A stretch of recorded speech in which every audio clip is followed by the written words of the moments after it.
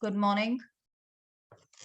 In your previous class, what we had done, that how the women in the French during the French Revolution, how they were so dissatisfied with whatever the Constitution has provided for them, right? So these are not having the right to vote, and they were so much disappointed by this Constitution.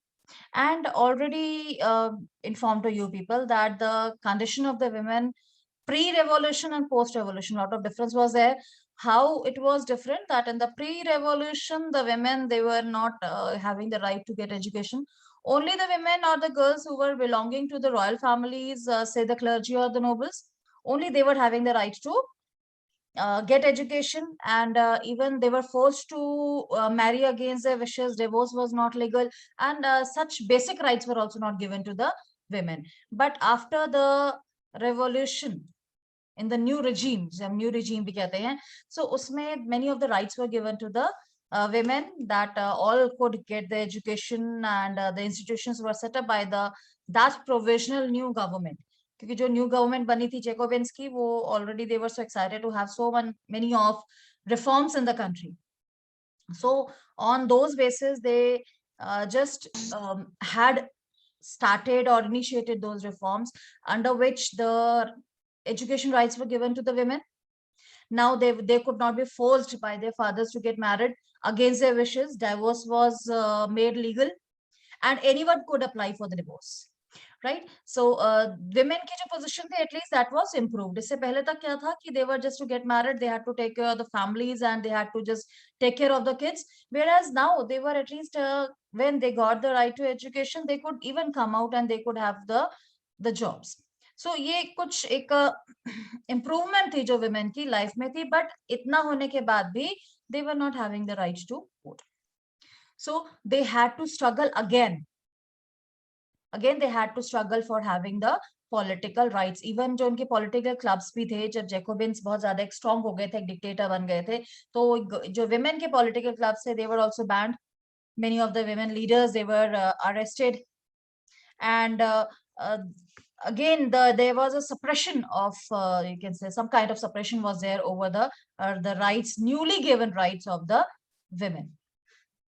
So anyhow, they kept on struggling for long, and say after around 150 years after the revolution, the women in France got the right to vote. So here we can say that we are fortunate enough, hum log at least apni country mein, we are fortunate that we got the right to vote immediately after the independence. Here at least the women did not struggle for this basic right even. Now what we are going to cover here is the abolition of the slavery. First of all, you should be knowing that what the slavery is. Right, slavery जो है ये हमारी country में भी बहुत बहुत time तक ये चलता रहा है. आप लोग को याद होगा, आपने क्लास 7 में एक चैप्टर पढ़ा था about about this slavery and all. इसमें आपका एक बुक का नाम आया था गुलामगिरी. आप लोगों को याद होगा, शायद it was an 8 somewhere, right? So उसमें था कि how the person he was say forced to they were forced to you can say work as a slave under their masters, right? कि कहीं उनके पेरेंट्स ने कहीं कुछ उधार लिया है और वो कुछ पे नहीं कर पा रहे हैं, तो वो they have to repay that in the form of their services. या फिर अगर parents they are the slave, then the kids are definitely the slaves under the masters. ये सिर्फ हमारी कंट्री में ही नहीं रहा है, ये थ्रू आउट द वर्ल्ड ये प्रॉब्लम जो थी वो रही है. एंड स्पेशली फ्रांस में भी दिस वाज देयर, कि फ्रांस की ना कई कॉलोनीज जो थी दैट वर ओवरसीज से कि अमेरिकन कॉन्टिनेंट जो है वहां पर भी फ्रांस की काफी सारी कॉलोनीज थी, राइट? अब ये जो अमेरिका है, अमेरिकन कॉन्टिनेंट है, specially northern America, that was very it's a good supplier, very important supplier of many of the commodities. that was the tobacco है, indigo है, sugar है, coffee है. और ये सारी चीजें क्या है, ये प्लांटेशन में उगती है, जहां पर more of labor is required. Labour oriented है, लेबर डिमांडिंग है ये. और ये जो कॉलोनीज थी, French colonies which were there in America, specially the Caribbean sea के आसपास का जो एरिया था, सो वो बहुत अच्छी सप्लायर थी इन सारी प्लांटेशंस के. प्लांटेशंस में लेबर की बहुत जरूरत है. और ये जो यूरोपियंस थे, they were reluctant to work on these plantations. Reason ये था, क्लाइमेटिक डिफरेंसेस थे. सो यूरोप के जो लेबर्स थे एटलीस्ट वो यहाँ पर विलिंग नहीं थे यहाँ पर आके काम करने के लिए. रीजन एज आई सेड कि एक तो क्लाइमेटिक डिफरेंसेस थे, secondly the unfamiliar land was there, right. एक अनफैमिलियर सा लैंड था अमेरिका उन लोगों के लिए, तो वो बहुत रिलक्टेंट होते थे यहाँ पर आने के लिए, which has lead to the shortage of labor on the plantations. So इसका रिजल्ट क्या हुआ, जब प्लांटेशंस के लिए लेबर की शॉर्टेज हो गई तो that had resulted in the emergence of the slave trade. अब ये स्लेव ट्रेड कैसा था, यूरोप से जो प्लांटर्स होते थे they used to come to Africa. Africa से ये लोग स्लेव्स खरीदते थे, क्योंकि अफ्रीका एक ऐसे कॉन्टिनेंट रहा है जहां पर पोवर्टी बहुत ज्यादा रही है, शुरू से ही रही है. मतलब ये एक बहुत ज्यादा डेवलप नहीं रहा है. तो यहाँ के जो लोग थे they were easily available as the slaves. So यहाँ से ये फ्रांस से आते थे अफ्रीका में, अफ्रीका से ये स्लेव्स को खरीदते थे. स्लेव्स मार्केट होती थी, आप लोगों के लिए सरप्राइजिंग होगी ये चीज कि एक ये मार्केट होती थी, स्लेव्स मार्केट, जहां पर जो लोग थे वो उनको खरीदा या बेचा जाता था. इसमें किड्स और विमेन भी होते थे और मेन भी होते थे. So they were there as the slaves. और ये सिस्टम जो है, एज आई सेड कि it was not only in France और not only in the foreign countries, it had been there in our country also. अगर आप लोग reading के शौकीन है ना, तो हमारे कुछ पुराने ऐसे ऑथर्स हैं जिन्होंने इस स्लेवरी के ऊपर काफी कुछ लिखा है, और इसे हिंदी में कहा जाता था गुलाम प्रथा, राइट. जहां पर लोग जो है वो काम करने के लिए खरीदे जाते थे, और वो उनके पास एक ही चारा होता था, या तो सारी उम्र वो अपने मास्टर के अंडर में काम करते रहे, या उतना पैसा दे सके जितने पैसे में उनको खरीदा गया था. And these slaves they were so poor that they were not having enough money to buy their freedom. तो होता क्या था कि ये सारी उम्र वहीं पर रहते थे, और ये स्लेवरी जो थी that is always an indicator of N unhealthy society. ऐसे जो भी प्रैक्टिसेस होती है ना सोसाइटी में, वो एक अनहेल्दी प्रैक्टिसेस होती हैं. I mean and these are always a indicator कि जो सोसाइटी है ये हेल्दी नहीं है, इसके कस्टम्स जो हैं वो हेल्दी नहीं है. एनी हाउ, ये जो हम स्लेव ट्रेड की बात कर रहे हैं, हम इसे कहते हैं triangular slave trade. We call it a triangular slave trade. क्यों? क्योंकि you can just visualize it कि फ्रांस जो है that's there in Europe, Europe से आते हैं अफ्रीका में, अफ्रीका से स्लेव्स खरीदते हैं और उसके बाद लेके जाते हैं उनको अमेरिका में. अमेरिका में प्लांटेशंस के ऊपर इनसे काम करवाया जाता था. और प्लांटेशन जैसे एज आई सेड कि टोबैको है, इंडिगो है, कॉफी है, टी है, ये सारी चीजें जो है ये बहुत ज्यादा लेबर कंज्यूमिंग चीजें हैं, राइट. सो वहां पर इनको जब लेके जाया जाता था तो इनको शिप्स में लेके जाया जाता था, राइट. क्योंकि वो that was a mean of transport. Waterways जो थे that was a mean of transport. You can simply assume कि अफ्रीका से भी अगर अमेरिका जाना है तो भी वाटर रूट जो है वो होगा, अगर यूरोप से अफ्रीका आना तो भी वाटर ट्रांसपोर्ट जो है वो यूज होगा. सो वहां से इनको शिप्स में डाला जाता था, और शिप्स में भी देवर टाइटली पैक्ड. मतलब सेल्स की कंडीशंस जो है the moment they were bought, तभी से इनकी कंडीशन जो है वो बहुत ज्यादा खराब होती थी, जहां पर इनको शिप्स के अंदर टाइटली पैक कर दिया जाता था, और 3 से 4 महीने तक ये बेचारे ऐसे ही शिप्स में पैक्ड रहते थे. और I mean like the animals they were packed in these ships. और उसके बाद इनको वहां पर प्लांटेशन ओनर्स को बेच दिया जाता था. तो ये बड़ा बेनिफिशियल रहा था फ्रांस के लिए कि यहाँ पर आओ और स्लेव्स खरीद लो, और उसके बाद अमेरिका में प्लांटेशन ओनर्स को बेच दो, क्योंकि प्लांटेशन ओनर्स जो थे they were already facing the shortage of labour. So वहां पर ये बहुत अच्छे प्राइस पर इनको बेच दिया जाता था. और इनकी जो एक्सप्लॉयटेशन थी वो बहुत ज्यादा होती थी, से कि they were not getting the enough wages, और वर्किंग आवर्स इनके बहुत ज्यादा होते थे. सो इसके कारण ये जो स्लेव्स होते थे ये बड़े सस्ते पड़ते थे, इनके ऊपर कॉस्ट बहुत सस्ता पड़ता था. And because of the less cost on the labour, the demand for these slaves was increasing. और वो जो पोर्ट्स जहां से इनको लेकर आया जाता था फ्रांस में, वो एक तरह से बहुत ज्यादा प्रॉस्पेरस हो गए थे, because they were always occupied in receiving and sending these slaves. So ये जो स्लेवरी है, इसके लिए वर्ल्ड वाइड हमेशा से प्रोटेस्ट होता रहा है। जितने ह्यूमन राइट्स कमीशन है वो प्रोटेस्ट करते रहे हैं। या रीजन इज कि this act is totally against the humanity, right. ये जो स्लेवरी का एक्ट है, ये जो प्रैक्टिस है, it is totally against the humanity. तो जो लोग मतलब those who believe in the humanity, they had always protested against these practices. France में भी ऐसा कोई प्रोटेस्ट भी हुआ, the resentment was there among the people. लेकिन जो नेशनल असेंबली थी, हमने जैसे पढ़ा था कि नेशनल असेंबली इन 1791 में that had made the constitution, they also tried to protest. They also held many of the debates.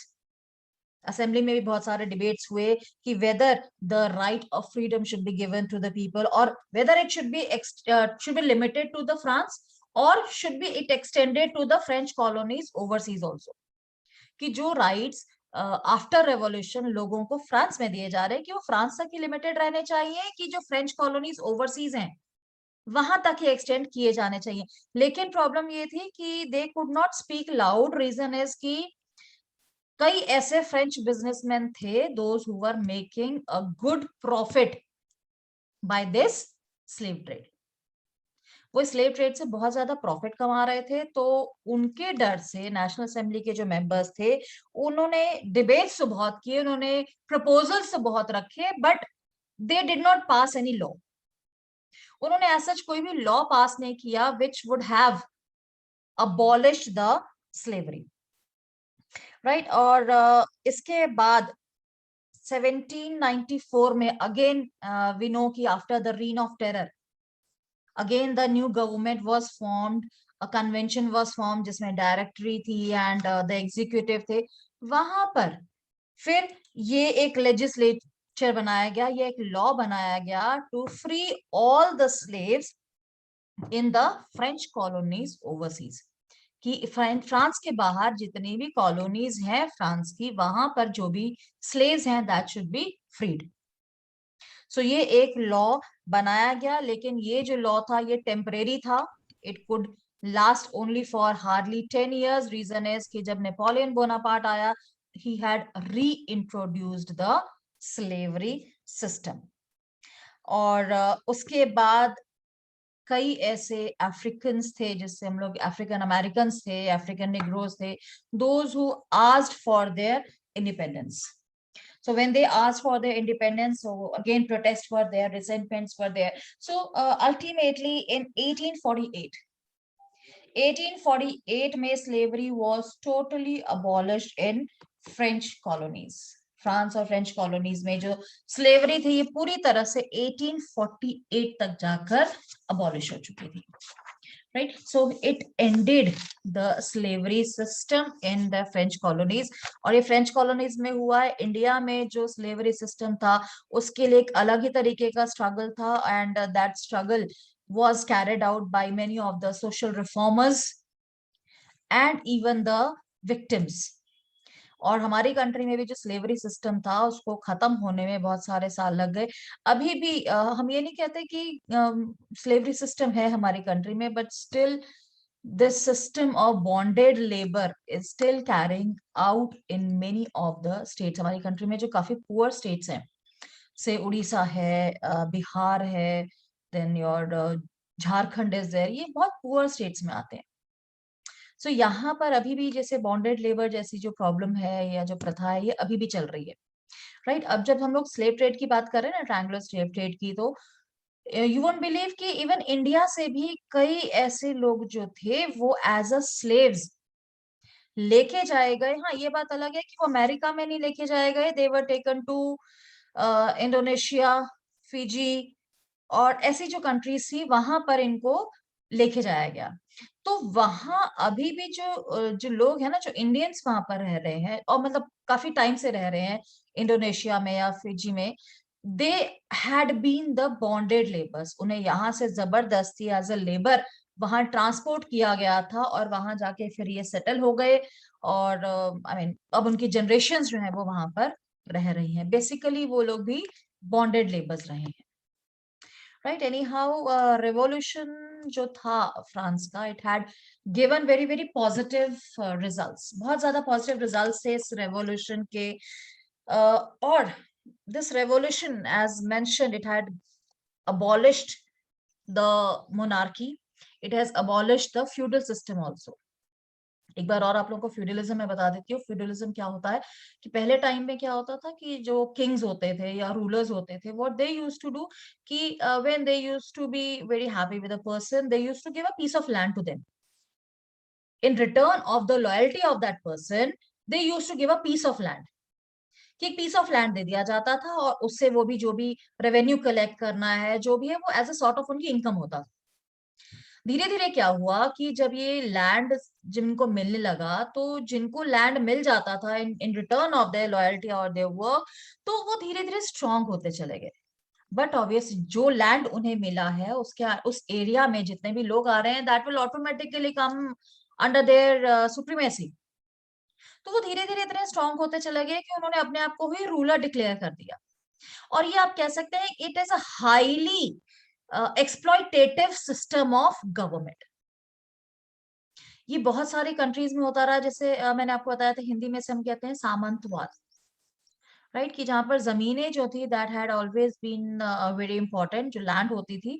और ये लोग धीरे धीरे इतने स्ट्रांग हो गए कि ये देवर इक्वलेंट टू द रूलर्स। ये अपनी मन मर्जी से लोगों से टैक्स भी ले लेते थे, रेवेन्यू वसूल कर लेते थे, और lot of exploitation was there. So ये फ्यूडल सिस्टम जो था, इसको भी खत्म होने में बहुत टाइम लग गया। इवन इंडिया में भी ये सिस्टम चलता था और काफी टाइम तक चलता रहा है। और अगेन आई एम सेइंग कि still many areas, not many, okay, I must say few areas are there where still this system is prevalent. ये नहीं कहते कि हम यहाँ पर अभी भी रूलर्स जो है वो लैंड पीस दे देते हैं। ये सिस्टम पहले से जो चला आ रहा है, जिनके पास लैंड है, वो उस एरिया में रहने वालों को बहुत अच्छे से एक्सप्लॉइट करते हैं, अभी भी करते हैं। Although many of the laws are made, but still the system is the same one. अभी भी कई ऐसे एरियाज हैं जहां पर अभी भी डेवलपमेंट नहीं हुई है। That is very surprising for we people, क्योंकि हम लोग जिस सोसाइटी में रहते हैं, हमारे लिए ये चीजें जो है ये अज्यूम करना भी मुश्किल होता है। But the still things are existing in our country, right. Inequality है, डिस्क्रिमिनेशन है, ऐसा एक्सप्लॉयटेशन है, it is already there in our country, right. Anyhow I was talking about the revolution and the everyday life, कि उस समय भी क्या था कि जब 1789 में रेवोल्यूशन हुआ, उससे पहले तक जितने भी बुक्स थी या पब्लिशिंग थी, सबके ऊपर एक सेंसरशिप था। But after the revolution was over, the censorship was abolished. जितना भी ओल्ड रेजीम में रिटन मटेरियल होता था, उस समय क्या रिटन मटेरियल होता था कि everyone has to write in favour of monarch. But now, after this censorship was abolished, now the people were free to express themselves. अब वो फ्री थे, चाहे वो बुक्स के फॉर्म में अपने आप को एक्सप्रेस कर सकते थे, वो प्लेस के फॉर्म में कर सकते थे, सॉन्ग्स के फॉर्म में, और the some of the festive processions और the street plays, anything. I mean they were having the ample of ways to express themselves.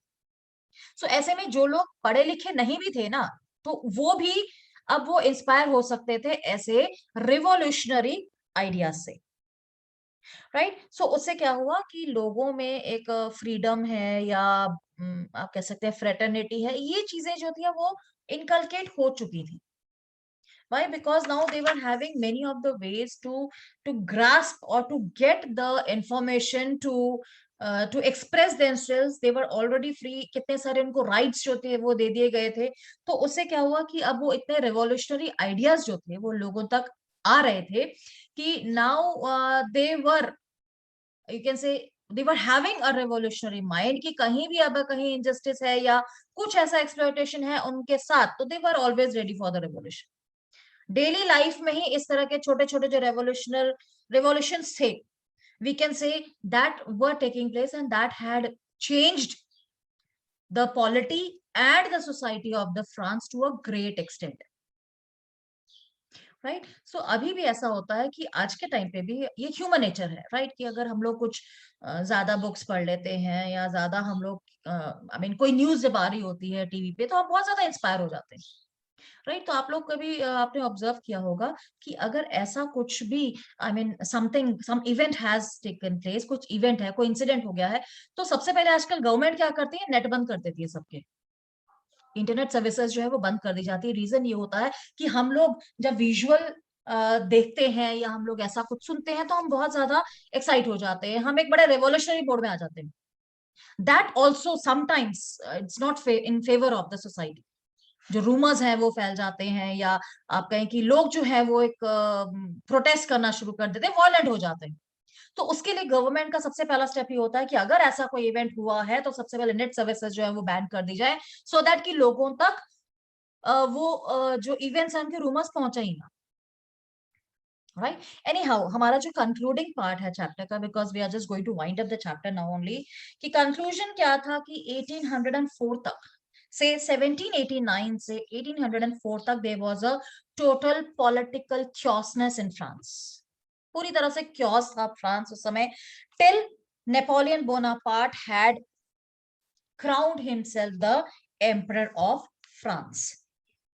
Right, it was the year 1804, और उसका पर्पस क्या था, मिलिट्री लीडर था, और he just wanted to have control और conquer the European countries. लेकिन जब वो डिक्टेटर बना, जब इनिशियली बना, तो उसके आइडियाज भी बहुत ज्यादा रेवोल्यूशनरी थे। हाउ इट वाज रेवोल्यूशनरी कि he wanted to modernize the France. France को मॉडर्नाइज करने के लिए उसने क्या क्या किया, protection of private property, uniform system of weights and measures, decimal system, ये सारे उसने इंट्रोड्यूस किए। और the idea of say liberty, democratic rights, ये सारे के सारे जो थे that were you can say given by the Napoleon Bonaparte in the country. और धीरे धीरे क्या हुआ कि लोगों को वैसे ये उम्मीद थी कि नेपोलियन आया है और he is a very good person, good general है, तो ये पूरी तरह से फ्रांस को चेंज कर देगा, लोगों को फ्रीडम दे देगा या एक मॉडर्नाइज कर देगा। लेकिन धीरे धीरे क्या हुआ कि नेपोलियन जो था वो भी एक टिपिकल डिक्टेटर बनता चला गया। राइट। और उसके अंडर उसकी जो आर्मी थी, जो नेपोलियन की आर्मी थी, उसका पर्पस ये रह गया था कि सिर्फ अपने फॉरेन कंट्रीज जो हैं वो उनको कनकर करना है। राइट। अब जो पीपल वेलफेयर है वो बहुत ज्यादा नहीं रह गया था, और से कि the main concentration was there in the conquering the foreign और द यूरोपियन कंट्रीज। और फाइनली ये डिक्टेटर जो था, और इसका एरिया इतना ज्यादा एक्सपैंड हो चुका था कि से many of the European countries were already under Napoleon. So हुआ ये कि अब जो कुछ कंट्रीज थी, European countries, they joined together, right, and they fought against the Napoleon. Right. So उससे क्या हुआ कि ये जो था, he was the only one and the other European parties were there together, and this person, he was defeated in the battle of Waterloo. Waterloo की जो battle थी दैट वाज देयर इन 1815। और जो वाटरलू है ये अराउंड ये Belgium के आसपास इसकी लोकेशन है। राइट। और ये माना जाता था नेपोलियन के लिए कि नेपोलियन एक ऐसा पर्सन है जिससे कभी भी डिफीट नहीं किया जा सकता, he can never be defeated. And as I already said कि जो हम लोग इतना एक phrase use करते हैं, nothing is impossible, that was also given by Napoleon, right? और नेपोलियन के टाइम में ही, I mean, it was a famous saying कि Napoleon can never be defeated, but ultimately he was defeated by in Waterloo in 1815 by the combined European forces.